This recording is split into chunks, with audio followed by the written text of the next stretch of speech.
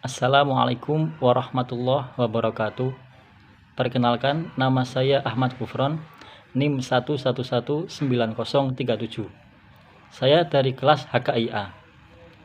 Saya di sini akan sedikit memaparkan tentang potret keluarga Bapak Lutfi dan Bu Laili, guna memenuhi tugas mata kuliah psikologi keluarga. Yang pertama, identitas. Nama ayah Muhammad Lutfi. Usia 50 tahun, suku bangsa Jawa, agama Islam, pendidikan MA Ribatul Muta'alimin, pekerjaan wira swasta. Alamat Landung Sari Gang 12A, nomor 215, RT 4, RW 9. Nama ibu Laili Purnamawati. Usia 48 tahun, suku bangsa Jawa, agama Islam, pendidikan SMK 1 Pekalongan. Pekerjaan ibu rumah tangga dan jualan makanan kecil-kecilan di rumah. Alamat Landung Sari Gang 12A, nomor 215, RT 4, RW 9. Yang kedua, deskripsi. Keluarga Bapak Lutfi dan Bu Laili bertempat tinggal di Kelurahan Landung Sari. Rumah keluarga Pak Lutfi bertempat di belakang rumah orang tuanya. Apabila kita ingin ke rumah Pak Lutfi, maka kita harus melewati lorong terlebih dahulu. Lorong antara rumah orang tuanya dan rumah saudaranya. Rumah Pak Lutfi menghadap ke barat atau menghadap ke belakang rumah orang tuanya. Rumah Pak Lutfi menurut saya adalah rumah yang minimalis karena jarak antara ruang yang satu dengan ruang yang lain saling berdekatan.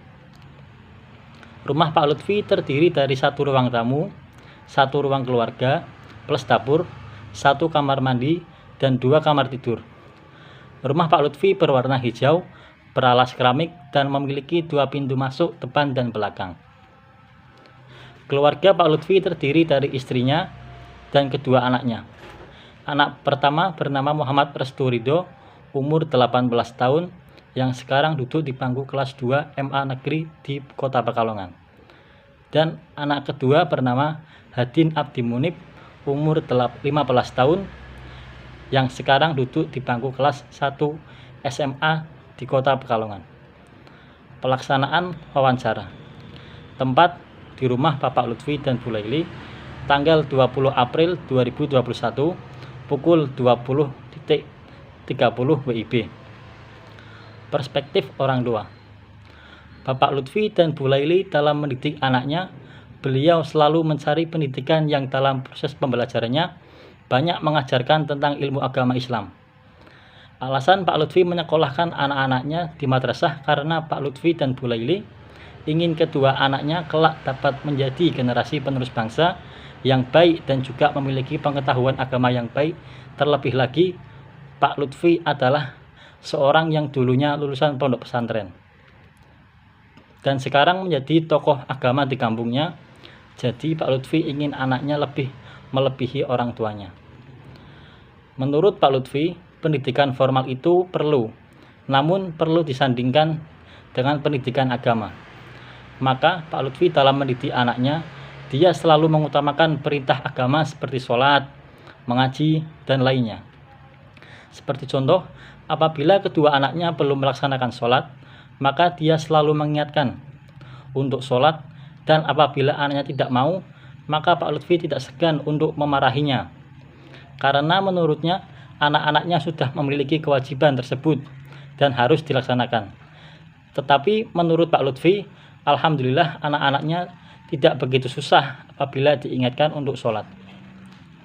Lain dengan Pak Lutfi, kalau Bu Laili selalu mengingatkan masalah pendidikan sekolahnya.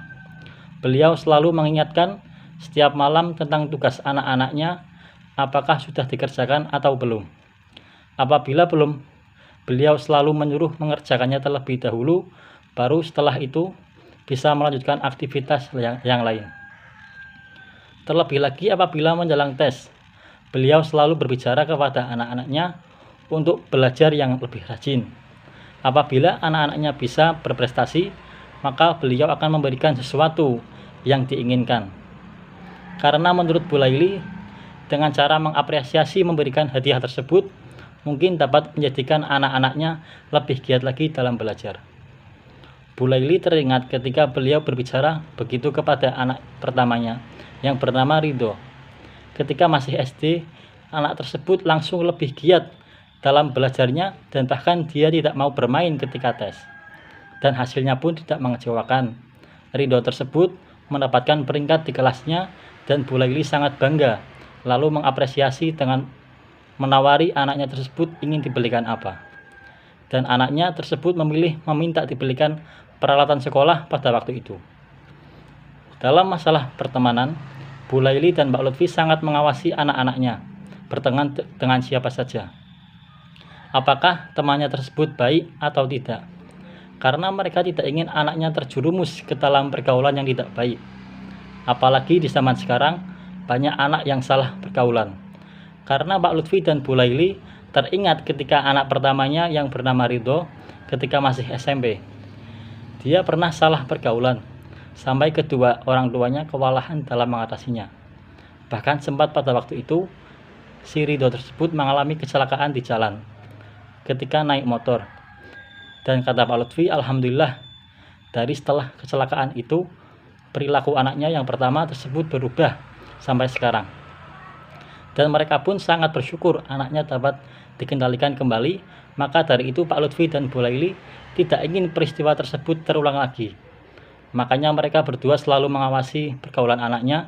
Terlebih lagi Bu Laili, dia selalu menasihati apabila anaknya bergaul kepada anak yang tidak baik. Karena Pak Lutfi jarang menasihati anaknya masalah pergaulan, beliau hanya selalu mengingatkan tentang masalah agama.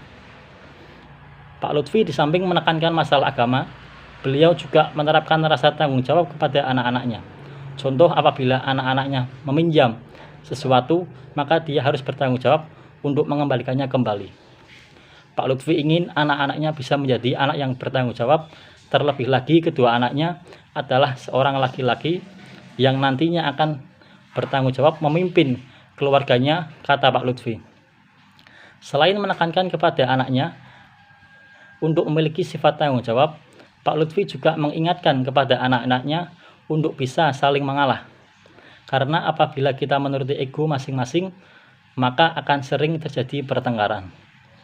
Dan nasihat Pak Lutfi pun direspon anaknya dengan baik. Kata Pak Lutfi, apabila kedua anaknya bertengkar masalah sesuatu, maka salah satu dari mereka selalu ada yang mengalah tanpa harus diingatkan. Biasanya yang sering mengalah si Ridho, karena mungkin dia merasa lebih besar, harus bisa mengalah untuk adiknya.